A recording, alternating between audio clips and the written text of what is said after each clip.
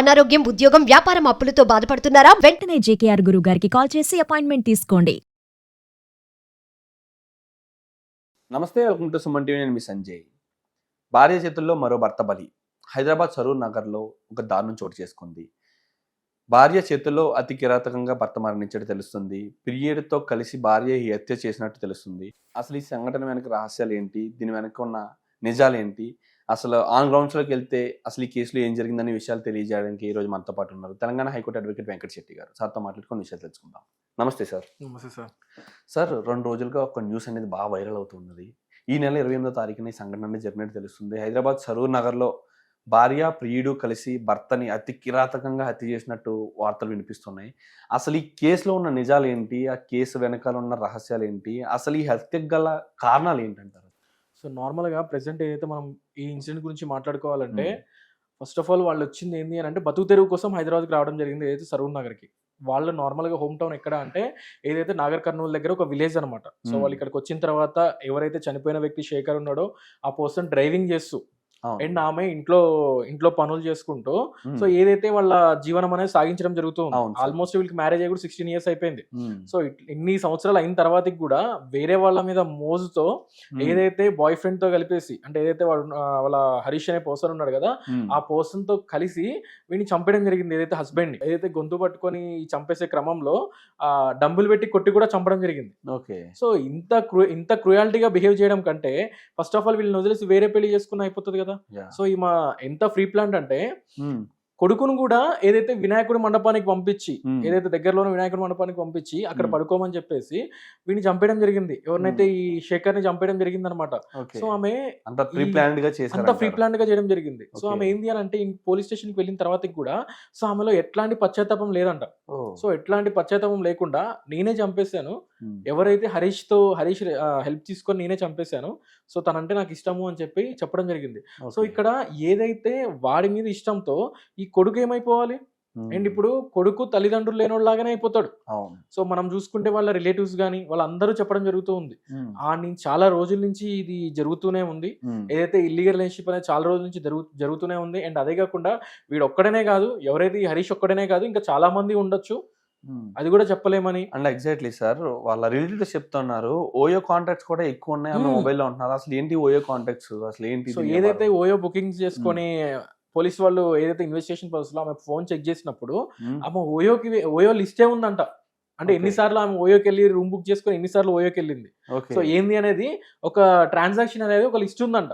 So అన్ని సార్లు ఆమె ఓయోకి వెళ్ళినట్లు అంటే ఇది వాడు ఒక్కడితోనే పోయిందా లేదు అని అంటే చాలా మంది ఉన్నారా అనేది ఏదైతే ఈ ఇన్వెస్టిగేషన్ ప్రాసెస్ లో తెలుస్తుంది. ఓకే, సో అయితే అక్రమ సంబంధం అనేది చాలా ఏళ్ల క్రితం నుంచే జరుగుతుంది అంటారు. అయితే సో ఈ ఒక్క అక్రమ సంబంధం అని ఎవరు మాట్లాడట్లేదు సార్. హరీష్ హెల్ప్ తో ఎవరైతే వాళ్ళ హస్బెండ్ ని చంపేసింది కాబట్టి సో ఇప్పుడు హరీష్ పేరు బయటకు వచ్చింది నార్మల్ గా. సో ఎంత మంది ఉన్నారు అనేది క్లారిటీ లేదు కదా. సో ఇక్కడ ఎక్కడా కూడా క్లారిటీ లేదు. ఫస్ట్ ఆఫ్ ఆల్ ఏదైతే ఏంటంటే వాళ్ళ రిలేటివ్స్ అనడం జరుగుతుంది. సో ఓన్లీ హరీష్ అనే కాదు, హరీష్ అనే పర్సన్ ని పోలీస్ వాళ్ళు చెప్పడం వల్ల మాకు తెలిసింది. సో ఈయన కలిసి చంపేశాడని. ఇంకా ఎంతో మంది ఉండొచ్చు, చెప్పలేము. ఫస్ట్ వాడిని తీసుకురావాలని చెప్పేసి ఎవరైతే ఈ హరీష్ ఆల్రెడీ ఎస్కేప్ లో ఉన్నాడు అనమాట. సో ఈ మొక్కతే పోలీస్ వాళ్ళని మన రిమాండ్ తీసుకోవడం జరిగింది. సో ఏదైతే ఈ రిమాండ్ లో కూడా ఆమె చాలా డేర్ గా అంటే ఎట్లాంటి పశ్చాత్తాపం లేకుండా చాలా డేర్ గా మాట్లాడడం జరుగుతుందంట. సో అదనమాట. అండ్ అదే కాకుండా మనం ఇట్లాంటి ఇన్సిడెంట్స్ చూసుకున్నప్పుడు చాలా మంది కనిపిస్తుంది అనమాట, పెళ్లి చేసుకోవాలంటే భయం వేస్తుంది. ఎందుకు అని అంటే రీసెంట్ గా మనం చూసుకుంటే డ్రమ్ములో పెట్టిన ఇన్సిడెంట్ అండ్ ఇప్పుడు ఇది. అంతకు ముందు అమ్మాయికి పెళ్లి చేసి బయటికి పంపించాలంటే భయపడేవాళ్ళు.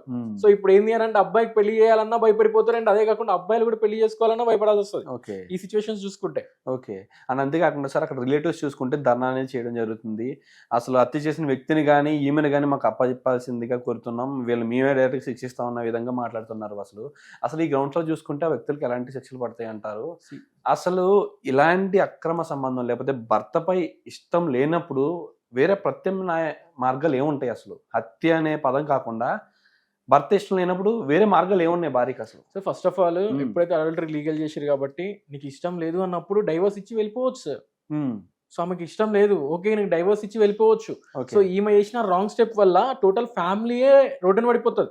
సో ఇద్దరు హస్బెండ్ అయినా కానీ వైఫ్ అయినా కానీ ఇద్దరిట్లలో ఎవరైనా ఇట్లా ఇల్లీగల్ రిలేషన్షిప్ పెట్టేసుకొని హస్బెండ్ వైఫ్ ని చంపడం, వైఫ్ హస్బెండ్ ని చంపినా కూడా వీటి వల్ల వాళ్ళ ఫ్యూచర్ దెబ్బతింటది. అండ్ అదే కాకుండా పిల్లల ఫ్యూచర్ కూడా దెబ్బతింటది.